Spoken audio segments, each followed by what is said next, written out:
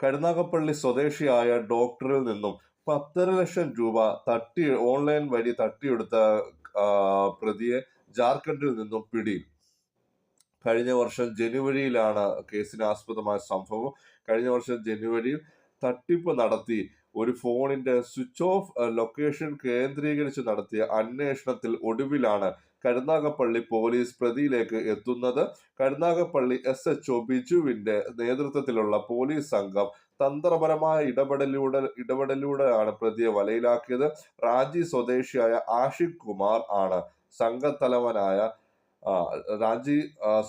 ആഷിഖ് കുമാറാണ് സംഘത്തലവനായ 15 സംഘമാണ് ടെലികോളിംഗിലൂടെ സൈബർ തട്ടിപ്പ് നടത്തുന്നതെന്നും പോലീസ് കണ്ടെത്തി.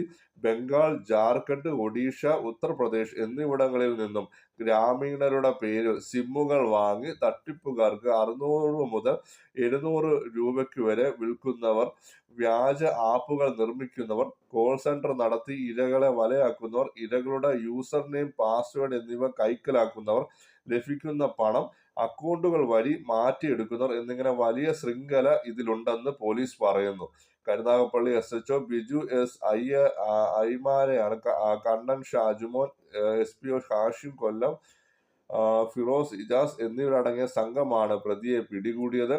ഒരു വർഷത്തിനിടയിൽ സംഘം 30 കോടി രൂപ തട്ടിയെടുത്തതായാണ് വിവരം. മറ്റുള്ളവരുടെ ഫേസ്ബുക്ക് അക്കൗണ്ട് ഹാക്ക് ചെയ്ത് അക്കൗണ്ടുകൾ വഴി പരസ്യം ചെയ്ത് ആൾക്കാരെ വലയിലാക്കുന്നതാണ് ഇവരുടെ മറ്റൊരു രീതി. നടത്തുന്ന പണം വീതിച്ചെടുത്താണ് ജീവിതം.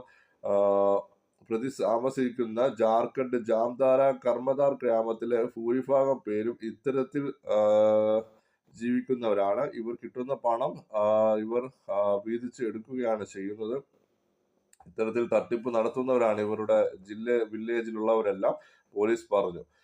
ദയവായി ചാനൽ സബ്സ്ക്രൈബ് ചെയ്യുക, ലൈക്ക് ചെയ്യുക, ഷെയർ ചെയ്യുക. നന്ദി, നമസ്കാരം.